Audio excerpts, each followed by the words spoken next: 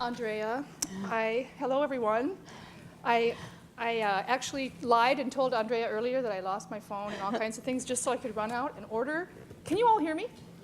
Run out and order something special. I just found out today, Andrea just got the news that she was offered the position of president of the Center for Applied Linguistics in Washington, D.C., which is a huge international position. Let's give her a hand. Applied for, I didn't Apply.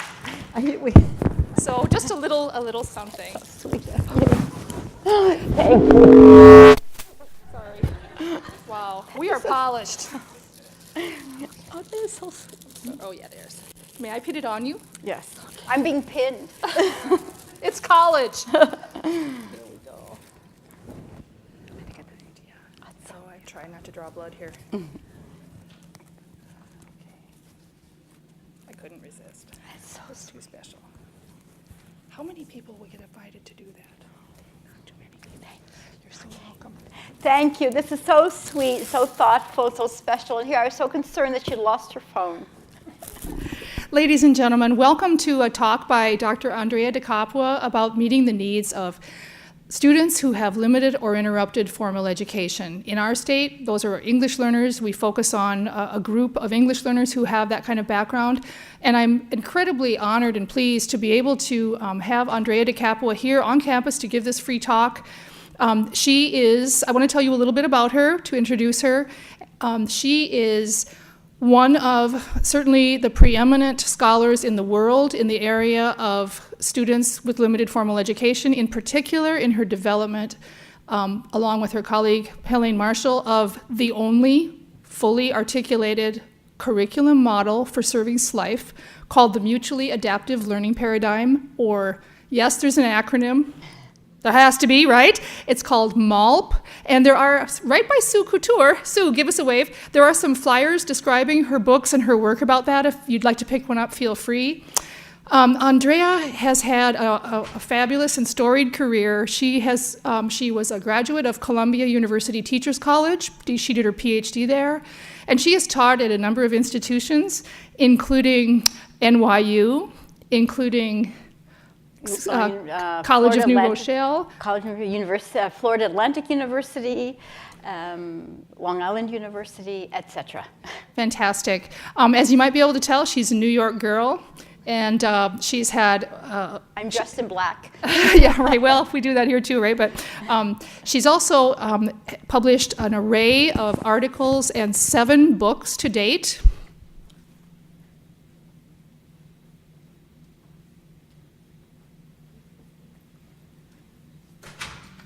Some of which include the brand new, it's still wet, Crossing Cultures in the Language Classroom, an amazing, really fully fleshed out second edition that counts as a new book, Addressing Culturally Responsive Teaching in the Classroom, and what might not seem obvious, also still wet, Grammar for Teachers. When I say not obvious, is not too many people write with this range, people. You know, culturally responsive teaching and grammar teaching. Many would say that those two could never meet in the same brain, but they met in the same brain. She's also, along with Helene Marshall and some other colleagues, published several books in a series regarding the needs of limited formal schooling students. And I'm just kind of giving you a little quick flash of these. You can pick up some more information or look on her website at malpeducation.com for more information. Andrea has lately become very popular internationally. She was brought over by a Swedish university to be a visiting professor, so she enjoyed an all-expenses-paid trip to beautiful Sweden where she trained teachers and had a wonderful time. I remember you said they really got their money's worth, though you did a lot of work. It was wonderful. Yes, awesome. So she's been a very highly in-demand consultant doing training to help teachers develop the skills to meet these extremely vulnerable students who are in every state, many in Minnesota, and spread over the entire world wherever countries receive refugees. So, did I leave anything important out? With that, I would love to have you join me in warmly welcoming the most recently invited to be president of the Center for Applied Linguistics, Dr. Andrea DeCapua. Thank you so much. So I'm very excited to be here. I'm very excited to have had this invitation to come to St. Olaf. I have been to Minnesota a couple of times, but only to Minneapolis. So this is my chance to see something else. And Dr. Watson was kind enough to take me on a quick tour of the town, which is just charming. And we had a chance to walk around your beautiful campus. So this is an extra treat for me also.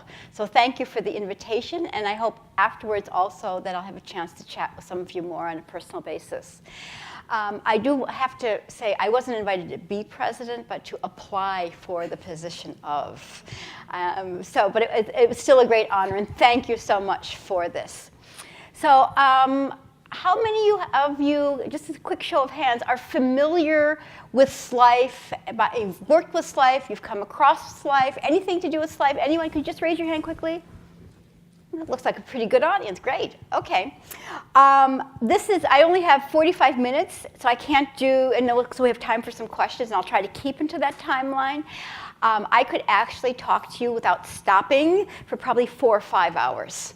So I'm hoping I'm tantalizing you so that you'll be interested in reading more and learning even more about SLIFE. And having said all of this, I'm going to start with a photo. Everybody ready? Ready for the photo? Not looking at me, but looking at the screen, right? Okay. I don't know how many of you may remember this photo. Anybody remember this? Okay. So some of you may remember it made a big splash in February of 2015 on social media. It traveled all around the world, in this social media frenzy, because people were weighing in and arguing and getting very angry about what the colors were of this dress. Does anybody see white and gold? Raise your hand, white and gold. How about blue and black? How about gold and blue? Okay, so you notice the hands that went up, we saw different colors. Well, the dress is only 2 colors.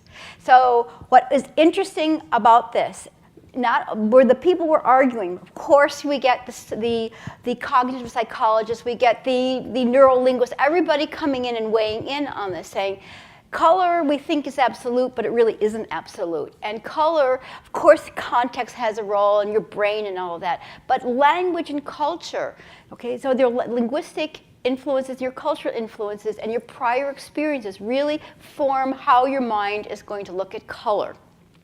Of course, then the owner of the dress then weighed in on the color, which is not important, because the important thing is, if you see 2 colors, no matter what you do, you're not going to see the other colors. To this day, and I cannot tell you how many times I've looked at this slide, I only see the brown and blue, and you cannot convince me that there's white in here.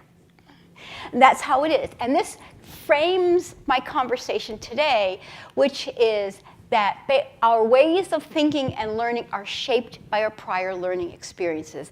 And this is very much how we understand the world and how we interpret the world around us, because it's what's gone on previously that has helped us to develop habits of mind or frames of references or cognitive pathways. So we may think very differently than other people, and it's rooted in our prior learning and teaching experiences. And we're going to kind of explore that, because the SLIFE that we're talking about come from a very, very different world than our world.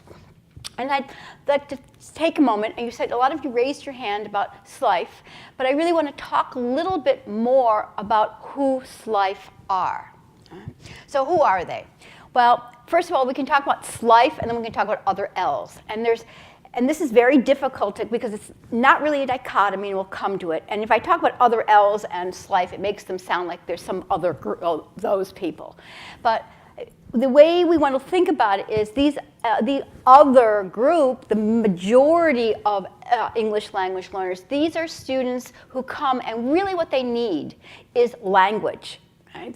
That's the main thing that they need. But SLIFE have many, many other needs. First of all, because they've had no interrupted or informal education, the other L's have not had that interruption. They have not had limited education, and they are on par with their age group in terms of grade level. And if they had interruption, it was very short. Maybe in the process of moving, they lost 2 months, maybe 6 months, but really there's no gap. Of course, the SLIFEs are going to have no or low literacy. The other Ls are going to have age-appropriate literacy in their home language, or their native language, their L1, whatever. But they're going to have literacy skills. Even if it is another writing system, once you're literate, you transfer the whole idea of being literate into a new language. So that's the important key, is the literacy. Another one is, of course, that they're going to have missing grade level content knowledge. But the other Ls, they're on par. Now, sometimes different school systems will teach math in a different order. That's not important. They still have content knowledge. They know mathematical functions. If they come from Colombia, for example, or if they come from Syria and there are other Ls, they're not going to know U.S. history, but they know their history. So they have already developed the sense of historical time, how you record time, linear development of time, and so on and so forth. And very, very importantly, the last point is that SLIFE have not developed an identity as a learner. What does it mean to be a learner? What does it mean to be a student? What does it mean to be in a formal classroom? And you can kind of see how these all filter into this bottom one. And I'd like to expand a little bit about limited, because limited is something a lot of times people have a hard time understanding. What does it mean to have limited education? And it is a deficit label, but it also does describe what it means.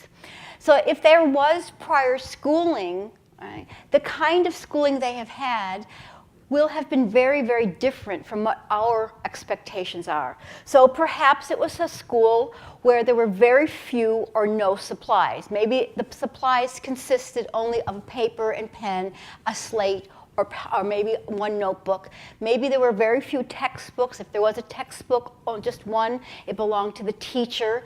The type of educational model is based on teacher-fronted, and teacher being the arbiter and the purveyor of all knowledge. So the teacher says, you write. The teacher writes, you copy.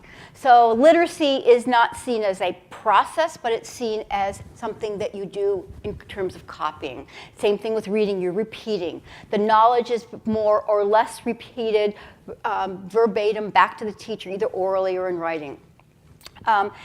And I've talked to lots and lots of SLIFE, and they'll say, but you know what, I'm now in 10th grade, but I was in 10th grade in my own country. And I'll say, well, tell me about your classes. Well, for example, did you have science? Yes, I had science. So what did you do in science? And this has happened more than once. They'll say, I know every bone in the body.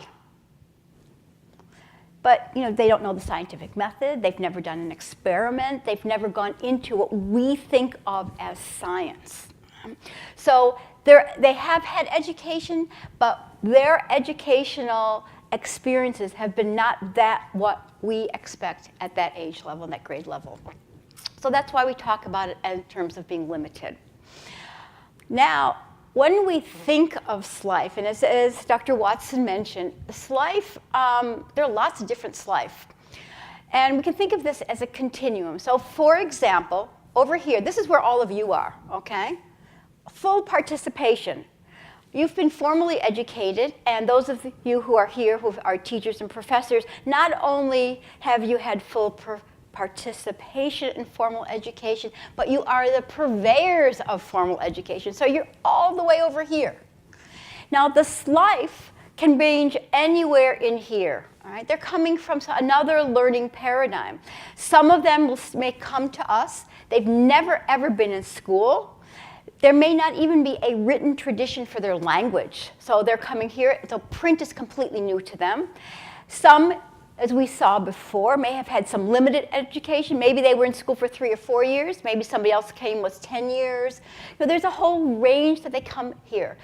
But even though there are all these differences, they're not homogeneous, they're heterogeneous. what characterizes life, going back to the one where I was saying the difference between the other L's or on-track L's, is that they have not had the opportunity for full participation in formal education. Formal education, and specifically Western-style formal education, and I'll come back to that in a moment. So they're ranging on here, and they have not had the opportunities for many, many reasons. This could be because there's been war, because there's been poverty. In many, many parts of the world, you have to pay to go to school. You have to pay for your uniform. You have to pay for your supplies. You may have to pay for your desk. You have to pay for all kinds of things. Or you're needed to work in the home. You're needed to work outside, care for younger siblings. Sometimes they're in refugee camps, and there may be 60 children in a classroom. There are many reasons why this has happened. So this is the way we can think of life. We want to remember that it's not them and us, but there's a continuum. So having said all this to kind of set the background on who SLIFE are, I'd like to take a look at the layers of the instructional context. And we can think of our world, okay, in terms of layers, in terms of instruction. And if we think of the first layer, okay, we're thinking of people, persons, right? There's what we call the bedrock layer. You do not choose when you are born, to whom you are born. You don't, at the time of birth, choose your sex, gender. You do not choose your color, your skin color. None of these things you choose. This is determined by genetics. That's what it is. That's the bedrock layer. The second layer are the societal factors. Most of us don't have control over where we live, what is going on in our neighborhoods, particularly a lot of this life. Okay? They're living in neighborhoods that are, there may be danger, there may be drugs, there may be violence, all kinds of things. Just like we are very lucky here in this town that it's a very privileged town. But the societal factors, if you think about them, and there's a lot of talk now in the news about what does it mean to have privilege. And privilege can just be, is a question of the societal factors. Are you discriminated against on the basis of something? And you can go on the different factors that they are, but this is what the students face. And both the bedrock layer and the societal factors, these are the givens that we as teachers in the classroom, okay, I'm not talking about outside the classroom, but in the classroom, we have no control over. And what we do, and rightly so, we focus up here, curriculum, instruction, and assessment. And this can be abbreviated as CIA. And I don't like it when it's abbreviated as CIA because I think of something else instead of curriculum, instruction, and assessment. But this is where our attention goes to. How are we going to teach our students? How are we going to deliver the lesson? How are we going to assess them? And what kind of curriculum are we going to offer them? Does that sound familiar? Is that what teachers do? Yeah, and it's right. It's very good. It's important. But do you notice anything about this little diagram? There's a big space. There's this gap. And this is where my work comes in with Helene Marshall, namely culturally responsive teaching. If you don't have culturally responsive teaching, then it doesn't matter really what your curriculum is, your instruction assessment, because it's not going to reach your learners. Because these are learners for whom traditional teaching methods, traditional curriculum ideas, and ways of assessment don't necessarily work. And there's a lot of discussion today in education and other fields about culturally responsive teaching. And I want to also emphasize, I'm talking about responsive, not relevant. Okay? With his work, Geneva Gay's work, Latson Billing has also done a lot of work. She's done relevant.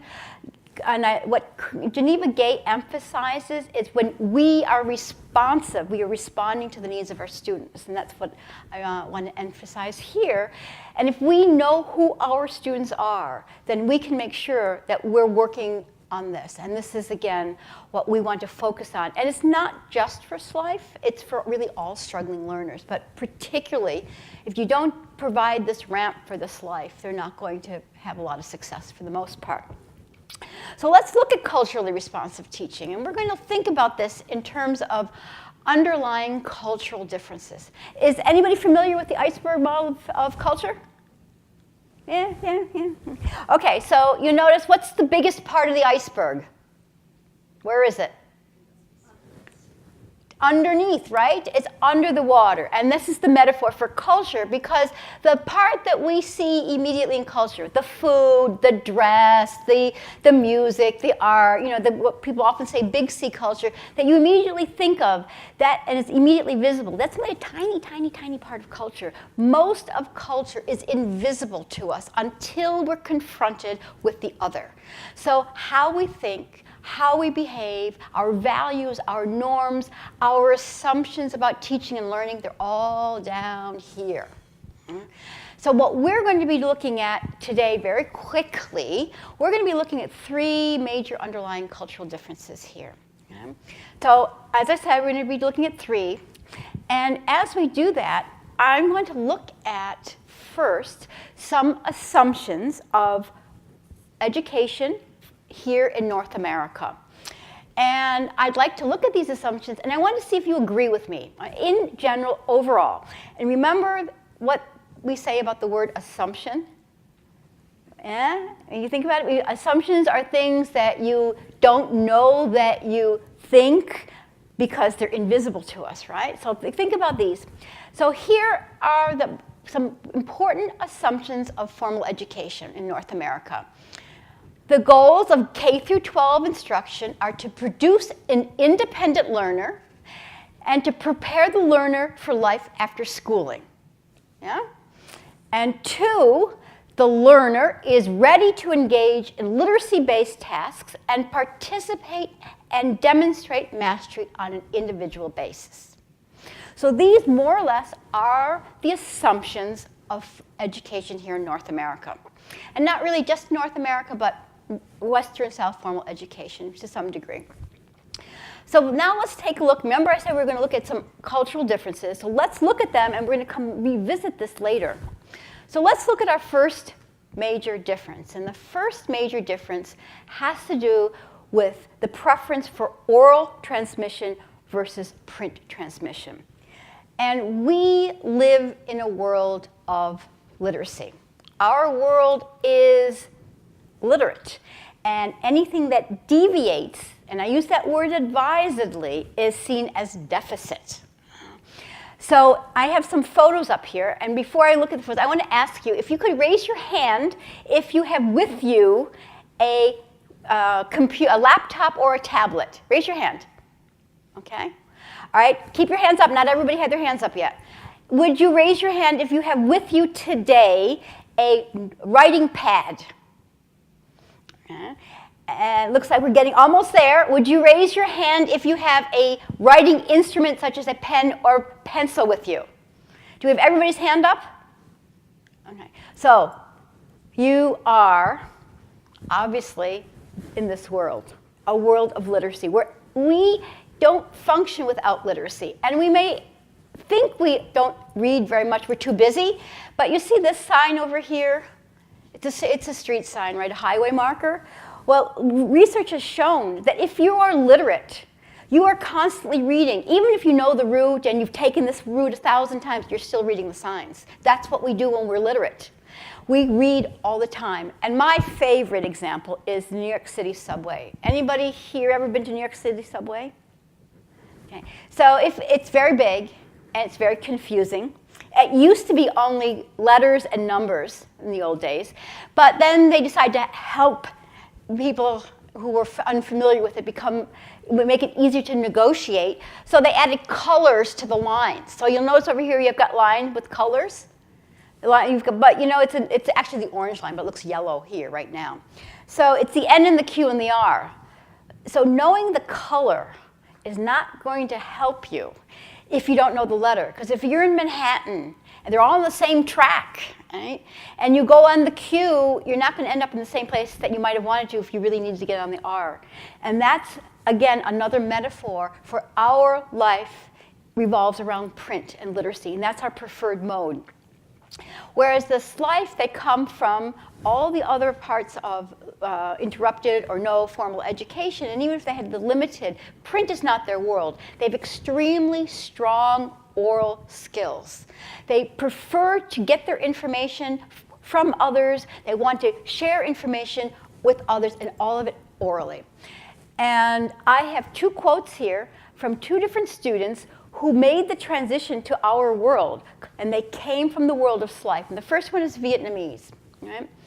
He says, the most importance I have learned about the United States, that is a book, newspapers, or notebook and pens. These things are always let me know how to live here. So he came over, he had very, very minimal literacy skills. He was SLIFE. He did end up going through community college and becoming, getting a technical vocation. And here's another student from West Africa, a speaker of Maninka. And he wrote, I never care about reading until I come here. In my country, nothing to read, but here, everywhere print, words and signs and books, and you have to read.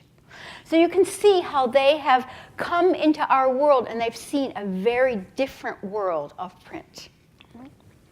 So that's the first major difference that we're looking at, the difference between oral transmission, the preference for oral transmission, and from our world, where it's not just a preference, but it's the expectation that literacy is the way it is.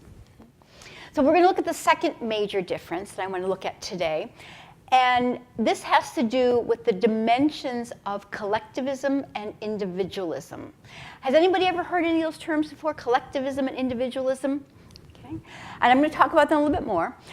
Basically, collectivism and individualism have to do with how people perceive themselves in relation to others. It's how they see their personhood. And I'm going to start by looking at collectivism. You know what this is? What is this? Spider web. And I can't reach this. It's way too high. But if this were lower and I were to touch it, what would happen? And I just kind of did this to it. What happens to the spider web? It kind of all moves in concert like this together. And this is a metaphor for collectivism, because collectivistic cultures are we cultures. They see themselves, each person prefers to see himself or herself in relation to other people. So what am I going to do, and how is that going to affect my group? And the group can be the family, an extended family, it can be the clan, it can be whatever it is. It's who you identify as your group. Now, remember, this is culture, so it's underlying. You don't say, well, I'm going to do this for my group necessarily. You just do this as part of your behaviors. So you're not looking for being praised. You're not looking for, so what would you like to tell us your opinion, please? Or what do you think of? And in many cases, most cases, the emphasis is being interdependent. Right? And you don't see interdependence or dependence as negative. You see that as working like the spider web together. It's a web of relationships. So now, as I'm putting up the pictures, it looks like I'm talking about a dichotomy. But like talking about SLIFE or anything I talk about tonight, we want to make sure we think of it as a continuum, okay? So it's not either or, and we'll look at this in a moment again. But the other kind, the other dimension, individualism. Now, I have a very different picture here, right? And what do I have here? I have a person standing out from the crowd. This is not to say that in an individualistic in an individualistic culture, you don't have relationships and you don't care about people. Of course, people care very much about each other and very deeply about each other. But it's an I culture. The focus is on being independent, personal judgments, personal opinions, and personal reward, personal praise. And in cultures that are individualistic, at a very early age, you find things, pupil of the day, pupil of the week. Later on, you see employee of the month. You see all kinds of individual efforts being rewarded. And you do things more for you as a person rather than for you as a member of your group. And if you think about I don't know, how many of you have been to a bookstore lately? Anybody actually go to a physical bookstore lately? A few of you. Most of us now do everything online. But if you can Google this too, go to Amazon.com. If you type in the word self-help, or if you go to a bookstore, the self-help section is so enormous, and it's all about how you can be a better person, you as an individual. And that's kind of another epitome for an individualistic perspective on personhood. So if we think of individualism and we think of collectivism here, and of course cultures will range on this continuum, what cultures or culture might you think is very individualistic? What cultures might be individualistic? Any ideas? This one. The United States, Canada, Great Britain, Australia, New Zealand, any Anglo-European culture is considered the majority culture, there are differences, of course, in subcultures, are considered very, very individualistic. And then you move along, and there's some other cultures that are, Italians are certainly a lot more collectivistic, right? Greece. And then you come farther along, and you're going to get a lot of African cultures, and you're going to get Asian cultures. And so there's a range of collectivism, and the collectivism that you find in many of the Latin American countries has different aspects than the collectivism that you're going to find in Asia, except that the group is primary. That's always the key. And the other thing to keep in mind is, like you say, well, I'm an individual, we're all people. Why are we talking about these broad characteristics? Aren't we essentializing culture, and aren't we forgetting about the individual? Well, yes, it's true in some ways, but what the research has shown, and not the research in linguistics, not the research in TESOL or anything like that, but the research out of psychology has been looking at it internationally and says that these dimensions are very, very powerful. And over for 30 years they've been finding that it does hold true. And when individuals do vary, which of course they do, they tend to vary in how much they reflect the majority of the values of their majority culture than how close they are to an individualistic culture. So for example, I can be relatively collectivistic for an American, but I'm still really individualistic from the perspective of an Asian culture. So we want to keep that in mind, and of course there'll be variations within any culture.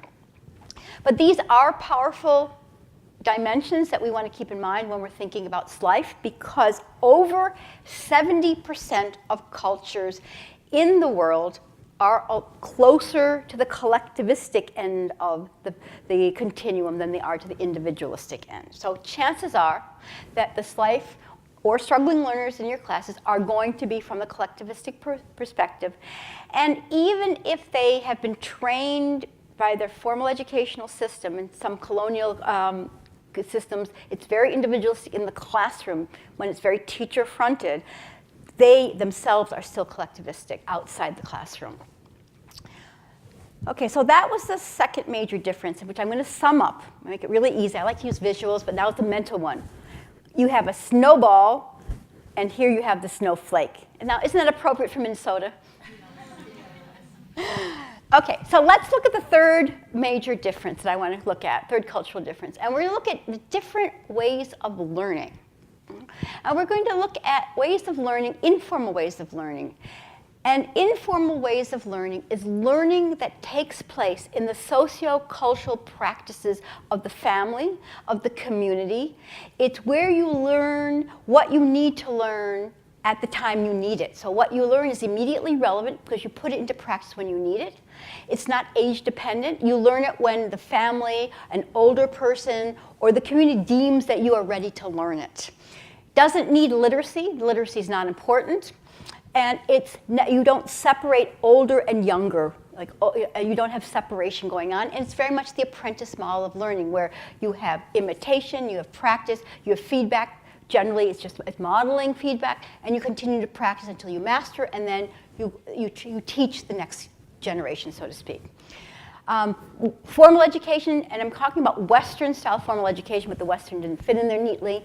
Western-style formal education is a type of formal education that's found everywhere in the world with cultural adaptations.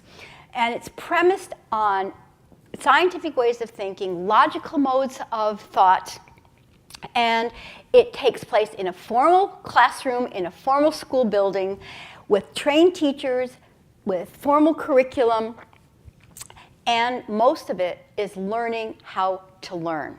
Right? And it's very future-oriented because it's what you're going to use it in the future. It's based also on the factory model, where you have age cohorts. You go to school at a certain time for a certain level and so on.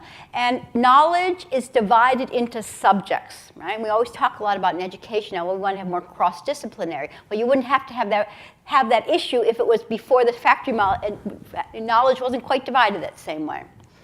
So there's very different types of learning. And why is that important? It goes back to our earlier slides, the very first ones, because you're going to form different cognitive pathways. You're going to develop different habits of mind. So what we see here is we're going to have very different ways of understanding and interpreting the world around us than our life. And let's take a look at this. So I'm going to give you some tasks right now. So definitions are the #1 questions asked in Western-style formal educational classrooms around the world. And I don't mean like a language question, like I say, what is this? And you say, it's a clicker. Not that kind of a definition, but the definition, what is a tree? Do you know how to answer this question? You know how to answer it, right? You're supposed to tell me, it has a woody stem, it has leaves, it has branches, whatever, but you know what you're supposed to do with this question, right? #1 question asked in classrooms. And if you don't believe me, pay attention next week, at the end of this week, and see how many times this comes up. Now you have to put on your hat and pretend you're a slife, all right? And you come from the real world. You have a couple of reactions. One might be, why are you asking me what a tree is? Don't you know what a tree is? This doesn't have windows, but look out the window. There's a tree. They don't see a point in asking such a stupid question. It's obvious. Then if they've gone in school a little bit longer, they might say, well, I use a tree for shade. We use it to build a house. We use it for fire. And there's nothing wrong with their answer. It's functional. It's fine, except it's not a school answer. Right? It's not a decontextualized task answer. True, false, you know how to do true, false questions, right? So New York City is the capital of New York State. True or false? False. St. Paul's the capital of Minnesota. True. Okay, you know how to do that. But if you put the hat on of a slife, right? Remember earlier I said they are new to literacy or they're not comfortable with literacy. And if they have literacy skills, it's generally a skill. It's not using literacy as a process to access and transmit information. And suddenly we're trying to teach them this. And next thing we do is say, this is not true. And the reaction is, why is there something written that's not true? Teach me, tell me what's true, I'll learn it. This doesn't make sense to them. Okay, so you see how we have very different modes of thinking here going on. And I'm going to give you my last one. Do you know what this is? This is, well, we can say it's a toy. And it is a toy, but it's not really a toy. Because if you look at it very carefully, you have a box, and it's got shapes cut into the box. You have shapes, and you have colors. So what you're supposed to do is put the shape into the box, into the correct slot, right? But it's not color that's important, it's only the shape. So what you're already doing is you're preparing young children's mind to think academically, to think school, to develop a cognitive pathway for classification based on abstract categories, as in, think about what I just showed you, and now my question is, what do dogs and rabbits have in common? What do they have in common? Fur, what else? Legs, 4 legs, ears. You could come up with lots of things. If some of you have more of a science bend, you might say they're mammals. Right? Similar to the definition question, this is a variation of the definition question. It's doing the same thing as this is the advanced version of those little blocks into the toy, because what you're doing is, again, you're using an academic way of thinking, classification based on abstract modes of thinking, namely these items that make dogs and rabbits different from plants, for example. But again, if you're Slife, you're going to look at this very differently. You're coming from a pragmatic world, and you're going to say, well, you use dogs to hunt rabbits. Well, it's fine, except again, it's not the school definition. So it's a different mode of thinking. So they're classifying, you can say, but they're not doing according to abstract modes of thinking expected in school. So there's nothing wrong with it. It's just not what we need when you're in school. So keep that in mind. It's not wrong, but it's not appropriate for the context. Now that you're so good at this, let's do the test, okay? The test is, what is the group? Can you tell me what the group is that you're going to see? And there's one item that does not fit the group. Right, do you think you can do the test? You've been prepped? You know, you've grown up in this? Okay, let's see how many of you passed the test. Which item does not belong in the group? What's the group? Tools. Very good. And what does not belong into the group tools? The log. Okay. All right. So again, the abstract category, and you may wonder why is it abstract category tools? That they seem pretty concrete to me. But they're categorized by what they do, not how they relate to each other, not how they function in relation to something else. The Slife approach is, well, they're probably going to throw out the hammer. That's the first choice, because you can directly take the axe and do something with the log. You can take the saw and do something with the log. With the hammer, you need something intermediary like a nail. So that's their first choice, is to get rid of that, because they want to do it in terms of context function. A very, very different way of looking at and understanding and interpreting the world. So the three underlying differences, which I did not write for you before, right? I did not write them down, but basically it was a difference in terms of oral transmission, the preference for oral transmission versus the preference or the expectation, if you like, for the written word. The second one were the dimensions of collectivism and individualism. How do you perceive yourself?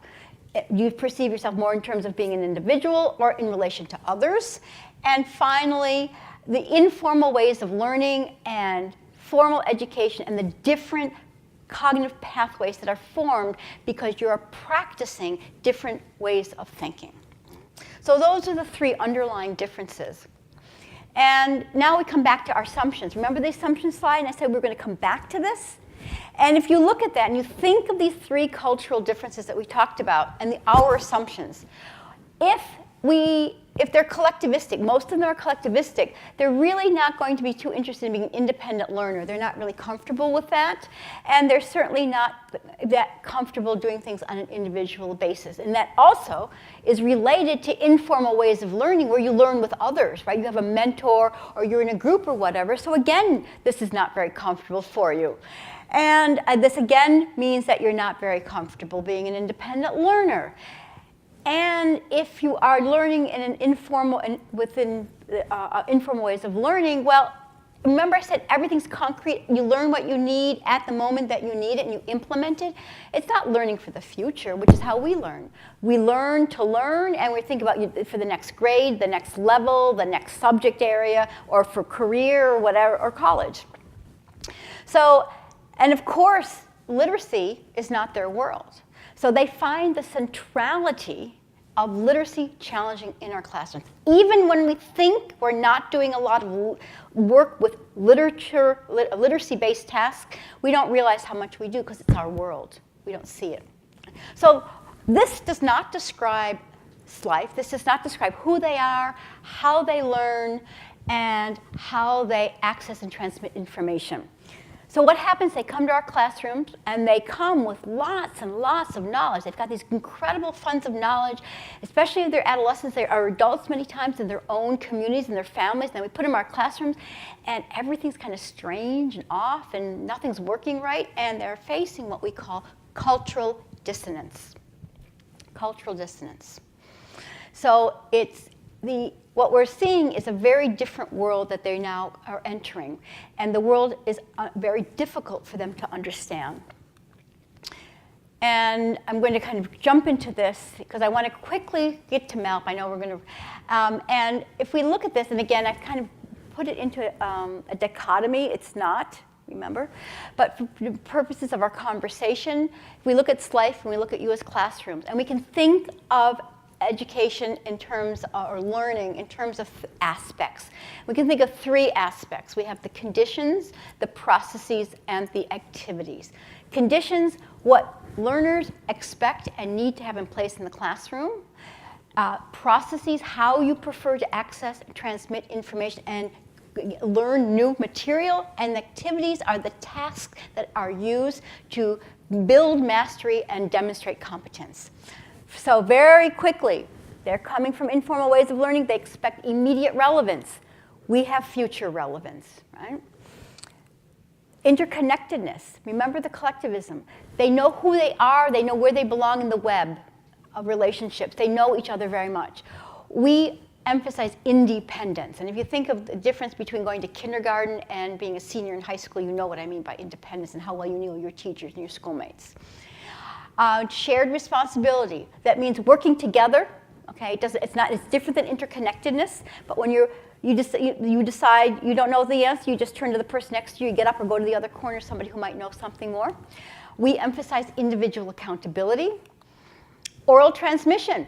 We've talked a lot about that already. You know that if the first instinct and even later is that they want to get the information from somebody else, we turn to the written word, even if it's on the computer. Activities, they have pragmatic tasks, like whether it's farming, cooking, anything you can think of, that they don't necessarily need to go to school for. It's something very concrete. We already saw examples of decontextualized tasks that we do in the classroom that are based on academic ways of thinking. So these are the 2 paradigms in broad general strokes, and you can see that we have the left side and we have the right side. And we can look at this as having 2 options. You can do everything over here, like can completely change our system and do everything this way, but that's not going to help them succeed. They're not going to do well. Not only are they not going to do well in educational system, but they're not going to really do well in the developed society we live in today, because there's so many aspects of this that we don't realize that are based on the other paradigm. So what do we usually do? We usually do this. We do everything our way. And what we find is we keep doing more remediating and not realizing it's not a question of remediation, it's a question there's something else. Remember the other slide, the missing layer. And that missing layer is what we're going to look at now. And by the way, I just quickly want to insert this. You notice the drum in our paradigm? If you think it's individual accountability, written word, decontextualized tasks. This is what, if you think about this? It is standardized testing. So when we're thinking about standardized testing, we're testing a lot more than the quote-unquote content knowledge, aren't we? So let's go and look at the 2 different learning paradigms. I didn't want to go there. I want to go here. We're moving on now to a 3rd approach, and this is the mutually adaptive learning paradigm that Dr. Watts had mentioned at the beginning. And it's called mutually adaptive because not only the students move and not only our system moves or the teachers move, everybody changes to some degree. So it's an instructional approach, so you don't throw out everything you know. It's a framework that helps you understand what works, what does not work, and why. It takes elements from the student's learning paradigm, from their preferred learning paradigm. It also takes elements from what is essential in our learning paradigm. And it's a transitional approach because what we're doing is we're transitioning them to Western style formal education by helping them develop an identity as a learner. And we're doing this by reducing cultural dissonance, and we're doing it because we're being very culturally responsive. So here, oops, what happened here? Sorry. Well, we'll jump through this. Normally, I don't have all my circles up right away. But what we're going to do, I have very nice clicks usually.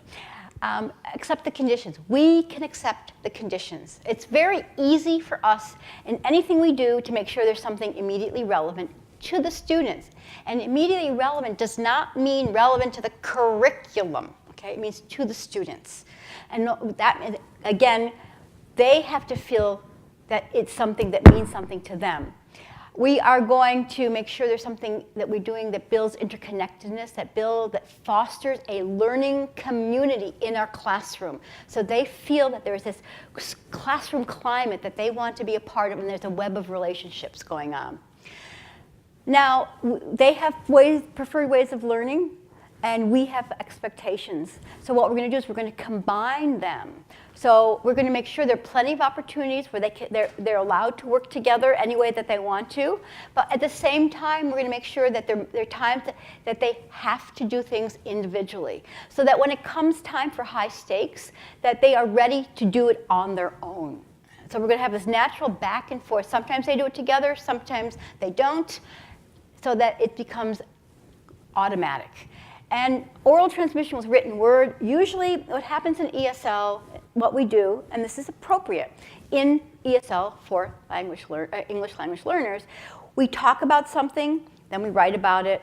We read something, we talk about it, we write it. You know, we kind of separate these skills that way. We see oral as removed from the literacy piece. But with these learners, because they are learning literacy, and this is where Dr. Watson is the expert, so I'm just going to touch on that. You want to make sure that you turn to colleagues in early literacy and learn some of these early literacy techniques, such as always combining. You point every time you say something. You do choral reading. You do all kinds of other early literacy skills, combining the oral with the written. And because what you're trying to do is get them to be comfortable with print. And most of what we do in ESL is the continual separation.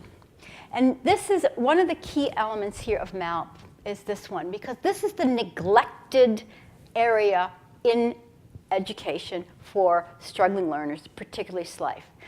Because if you remember when I talked about the culturally responsive piece, and there are many ways to be culturally responsive, but when you're working with SLIFE and struggling learners, remember that they have developed different modes of thinking, different habits of mind. So what we want to do is we want to teach them and we want to practice with them these decontextualized tasks based on academic ways of thinking. And when we focus on the task, we're going to use familiar language and content because we want to teach the task. We want to separate that out from the language and content.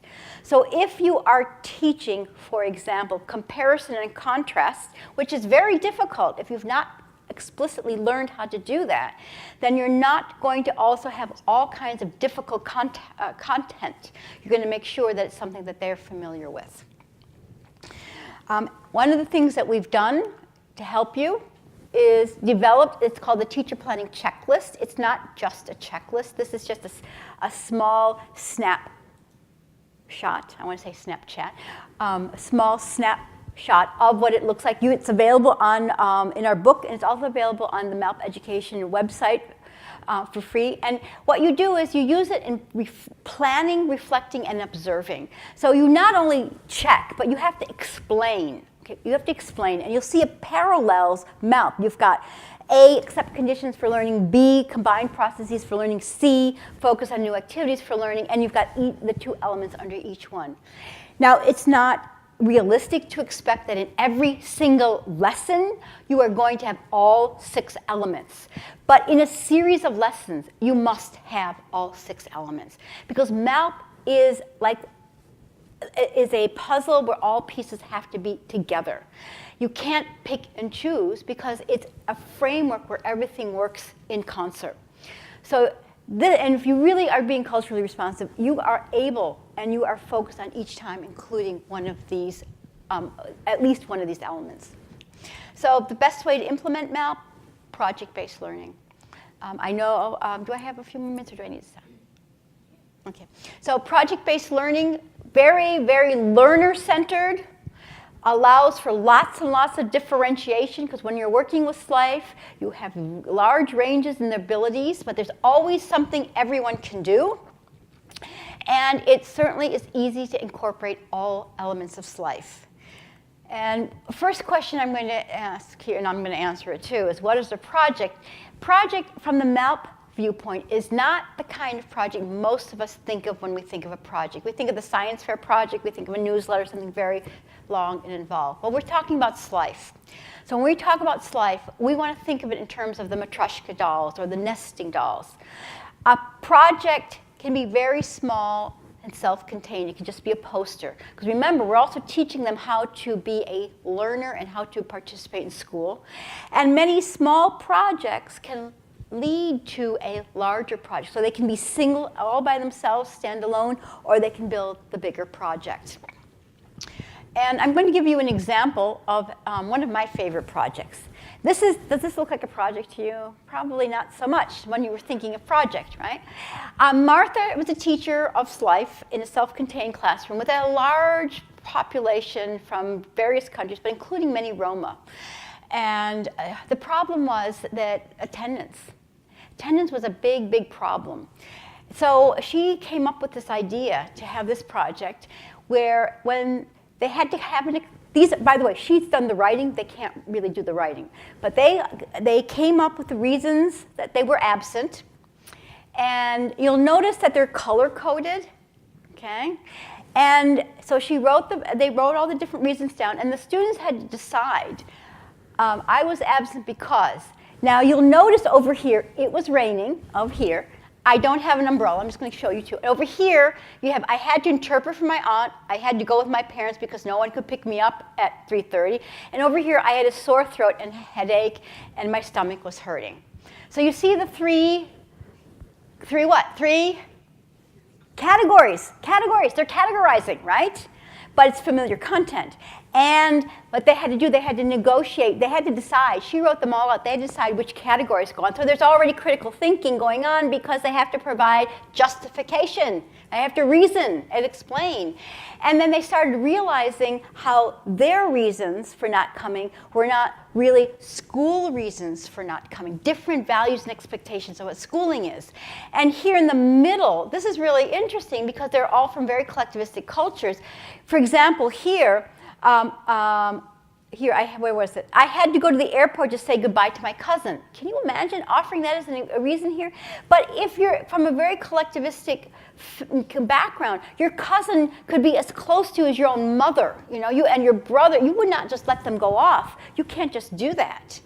And you also can see, get a sense here, I had to interpret for my aunt, well, if you're the only one that has any language, this is as important as going to school. So it's kind of in the middle. These aren't really school, but we can understand what these might be reasons for going. But these are, it was raining. You didn't come to school because it was raining. But in their own, if it was raining, they often didn't go in their own country because why would you go? You didn't have an umbrella, it was muddy, you didn't feel like it, whatever. So you can see this is a project, and the first part of it took a long time, right?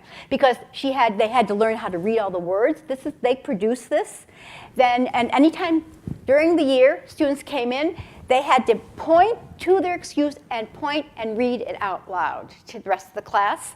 And as more different reasons came up, they worked and they added them to this chart. So this was an ongoing project that once it got started didn't take long. And of course, as in many public schools, students come in new and other students acted as mentors and taught them how to work with the absence chart. So I think we're out of time, so I'm just going to quickly, I just want to go to one last, as I told you, I could spend many hours talking. I do want to get to my very last slide, and the ways of learning continuum, I kind of want to finish with this, because we can look at the ways of learning continuum from two perspectives. We can take the perspective of formal education and look at this way and say, oh, they have so many problems. They don't know this. They don't know that.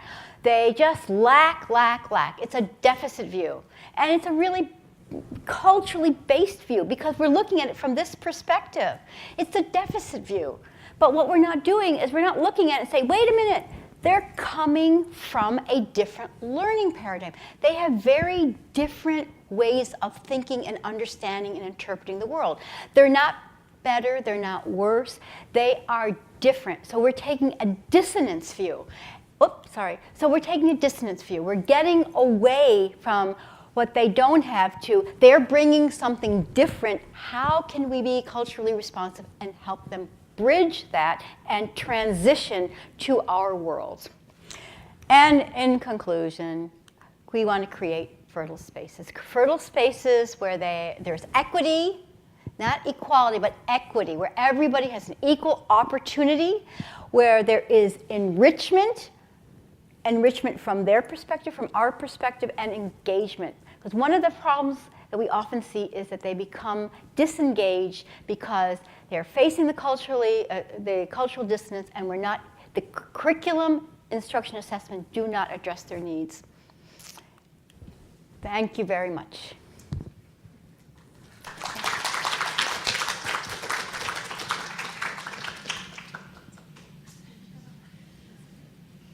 Wait here. Ladies and gentlemen, I would like to thank the Department of Education of St. Olaf College for making this talk possible, and with a shout out to the Mini Life Committee as a co-sponsor. And let's all join in one more time to thank Dr. Andrea DeCapua for her very interesting remarks. But before we do that, don't forget that there's a reception right up the steps at East Lantern. Everyone is welcome. Please join us for a follow-up. Can people bring their questions to the reception? So we'll just adjourn here now, bring questions to the reception, have some food, have some beverages, and talk with Andrea. Thanks once again, Andrea DeCapua.